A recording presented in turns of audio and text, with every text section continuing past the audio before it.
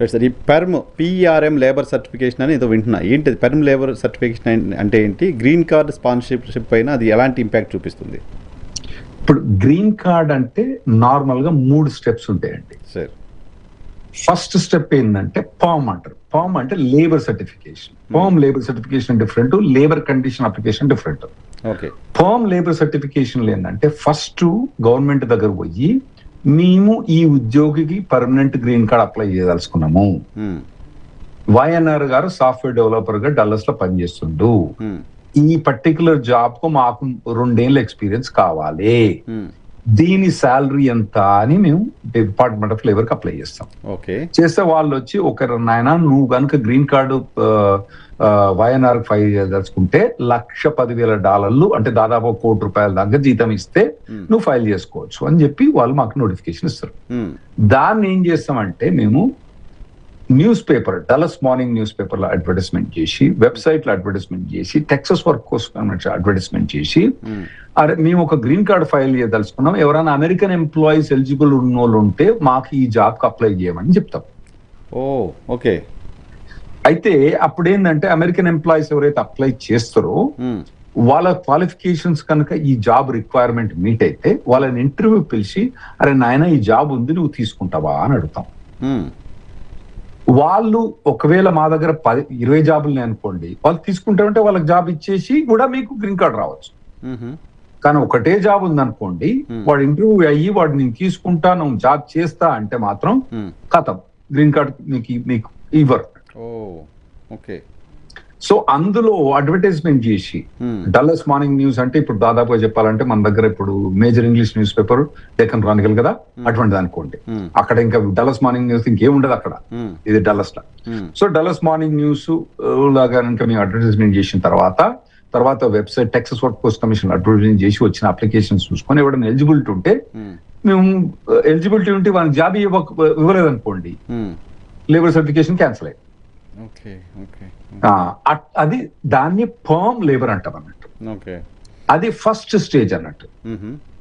అది first stage clear అయిన తర్వాత I-140 అని ఒకటి ఉంటుంది ప్రాసెస్, అది పెద్ద ఈజీ ప్రాసెస్. ఆ తర్వాత ఫైనల్ గ్రీన్ కార్డ్ ప్రాసెస్ అని ఉంటుంది అన్నట్టు. ఈ పర్మ్ లేబర్ అన్నది ఇది పెద్ద గండం అన్నట్టు, ఇది హార్డ్ మాకు పాస్ కావడం. ఈ ప్రాసెస్ ఉంటుంది, దానికి ఒక 2 years ప్రాసెస్ ఉంటుంది. ఇవన్నీ fourth stage green card. First stage, second stage ఈజీగా ఉంటుంది, ఫస్ట్ స్టేజ్ టఫ్ ఉంటుంది, సెకండ్ స్టేజ్ ఈజీగా ఉంటుంది, థర్డ్ స్టేజ్ రావడానికి 15 ఏళ్ళు వెయిట్ చేయాల్సి వస్తుంది. ఓకే. అంటే ఇప్పుడు దీన్ని బట్టి చూస్తే ఇంకా అసలు విదేశీ ఉద్యోగులు తీసుకోవడం అనేది కంపెనీలు 4-5 సార్లు ఆలోచించి డెసిషన్ తీసుకుంటాయి. ఇది మొదటి నుంచి ఉంది, ఇది ఇప్పటి నుంచి కాదు, 30 ఏళ్ళ నుంచి ఉంది, కొత్తగా ఏం లేదు. ఈ పర్మ్ లేబర్ అనేది మొదటి నుంచి ఉంది. ఇవన్నీ కాకపోతే ఏంటంటే ఇక్కడ మన వాళ్ళు ఇక్కడ తెలుగు ఛానల్ వాళ్ళు ఇక్కడ తల్లిదండ్రుల వాళ్ళకి ఏమన్నా అర్థం కావు, కానీ మొదటి నుంచి ఉంది.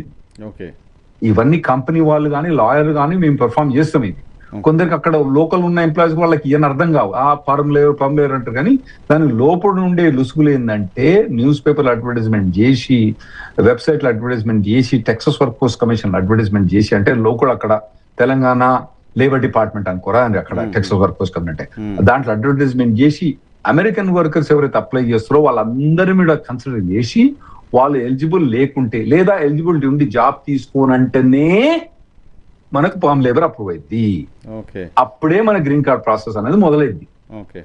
సో ఇప్పుడు F1 OPT పై ఉన్న విద్యార్థులు H1Bకి మారాలని ఆశించినప్పుడు వాళ్ళకి సంబంధించిన ఆపర్చునిటీస్ కూడా తగ్గిపోతాయా? ఓవరాల్ గా ఇప్పుడు లే ఆఫ్స్ ఉన్నాయి, పొలిటికల్ ప్రెషర్ ఉన్నాయండి. నేను కొద్దిగా పెద్ద ఈ మధ్యలో ఒక సీనియర్ వైస్ ప్రెసిడెంట్ తోటి మాట్లాడినా, వాల్మార్ట్ అతనితో మాట్లాడినా, దాన్ని చెప్పు అంటే వేరే కంపెనీస్ వాళ్ళు చెప్పేది ఏంటంటే వాళ్ళు ఓవరాల్ గా H1B ఫైలింగ్స్ అనేది చాలా తగ్గించేస్తానండి పెద్ద కంపెనీస్. ఎందుకంటే పొలిటికల్ ప్రెషర్ బాగా పెరిగిపోయింది. ఇంకోటి ఏంటంటే లే ఆఫ్స్ కూడా ఉన్నాయి కాబట్టి వాళ్ళకి జస్టిఫికేషన్ కష్టమైంది. లే ఆఫ్ అయినప్పుడు ఉండి H1Bలు ఫైల్ చేయాలంటే కష్టమైంది. అదే గ్రీన్ కార్డ్ ఫైల్ అనేది కష్టమేం లేదు, ఫైల్ అయ్యి రాదు అన్నట్టు 6 నెలల దాకా. ఎందుకంటే మీరు అమెరికన్ లే ఆఫ్ చేసి నువ్వు ఇండియన్ ఎట్లా హైర్ చేస్తావు అన్నది ఉంటుంది అక్కడ. H1Bs ఏంటంటే ఆ స్కిల్ సెట్ కొద్దిగా డిఫరెంట్ ఉంటది కాబట్టి మీరు హైర్ చేయొచ్చు. సో అంటే బ్యాక్లాగ్లో ఉన్న భారతీయులు గ్రీన్ కార్డ్ కోసం బ్యాక్లాగ్లో ఉన్న వాళ్ళు వెయిట్ చేసిన వాళ్ళు ఇంకా ఆలస్యం అవుతుంది, అది ఇంకా పెరిగిపోతుంది అది. లేదు లేదు లేదు లేదు అంతే కదా? లేదు, ఎట్లా? అదొక్కటి బురద మించి దంతే పోయి మంచంలో పడ్డట్టు. ఇప్పుడు 75 కంట్రీస్ కు ట్రంప్ బ్యాన్ చేసి పడేసాడు మొత్తానికి. మీకు H1 అప్రూవ్ చేయము, F1 అప్రూవ్ చేయము, B2 అప్రూవ్ చేయము, O1 అప్రూవ్ చేయము, Q1 అప్రూవ్ చేయము, గ్రీన్ కార్డ్ అప్రూవ్ చేయము, I-140 అప్రూవ్ చేయని చెప్పి ఒక స్టేట్మెంట్ ఇచ్చే ఎగ్జిక్యూటివ్ ఆర్డర్ ఇచ్చేసాడు. అవును అవును. అయితే ఇప్పుడు మనకు గ్రీన్ కార్డులు అన్నది 1,40,000 గ్రీన్ కార్డులు కదండి. అందులో ఈ 75 నేషన్స్ తీసేసిన అనుకోండి, మన దేశం తీసేయలేదు కాబట్టి ఆ 75 కంట్రీస్ కూడా మనమే తినేస్తాం. ఓకే ఓకే, అవి కూడా మనకు వస్తాయి, మనమే తినేస్తాం. ఎందుకంటే లైన్ లో వేరే ఎవరు లేడు, మనమే ఉన్నాం. లేడు కదా. Okay okay. అదొకటి. ఇంకోటి ఏంటంటే ఫ్యామిలీ ఇమిగ్రేషన్ లో కూడా ఆ 75 కంట్రీస్ ను బ్లాక్ చేసి పడేసాం. ఓకే. ఆ ఫ్యామిలీ ఇమిగ్రేషన్ కూడా 75 కంట్రీస్ బ్యాన్ చేస్తే అవి మనకు నెక్స్ట్ ఇయర్ వస్తాయి, ఈ ఇయర్ రావు. సో దాంతో ఏమైందంటే ఒక 2 నెలల నుంచి ప్రయారిటీ డేట్ అన్నది 1.5 year మూవ్ అయిపోయింది.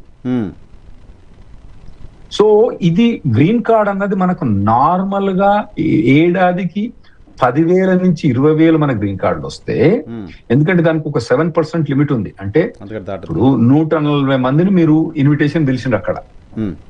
ఏది మీ పార్టీకి, వైఎన్ఆర్ గారి పార్టీకి, బర్త్డే పార్టీకి 140 మంది కార్డులు పబ్లిష్ చేసిండ్రు. అందులో ఏంటంటే ఓన్లీ 7% ఇండియన్సే రావచ్చు. అంటే 10 మంది ఇండియన్సే రావచ్చు అందులో అప్రాక్సిమేట్లీ. 140 మందిలో 7% 10 మంది ఇండియన్స్ రావచ్చు. అయితే మిగతా ఎవరు రాలేదనుకోండి, ఇండియన్స్ అలౌ చేస్తారు అన్నట్టు. Okay okay okay. సో దానికి మనకి 10,000 మనకు ఖచ్చితంగా వస్తాయి, కానీ 10,000-20,000 దాకా వస్తాయి మనకు, దాదాపు 10,000 నుంచి. ఎవరు రాలేదనుకోండి, మనల్ని అంత మలైనా మనం ఇంకెవరు ఉంటారు అక్కడ. అర్థమైంది. అయితే మనకి ఇప్పుడు 10,000 నుంచి 20,000 వచ్చే గ్రీన్ కార్డులు ఈ ఇయర్ మనకు 40,000 వచ్చే ఛాన్స్ ఉంది. ఇయర్ మాది September 30th అంటే. నెక్స్ట్ ఇయర్ ఒక 80,000 లక్ష కూడా వచ్చే ఛాన్స్ ఉంటుంది. ఓకే, అడ్వాంటేజ్ అయితే, బిగ్ అడ్వాంటేజ్. అడ్వాంటేజ్, చాలా అడ్వాంటేజ్. 10 ఏళ్ళ తర్వాత వస్తుంది అనుకుంటే దానికి ఇప్పుడే వచ్చేయచ్చు. 10 ఏళ్ళ తర్వాత వచ్చేది, అసలు రాదనుకున్న వాళ్ళు కూడా వచ్చేయచ్చు. ఓకే.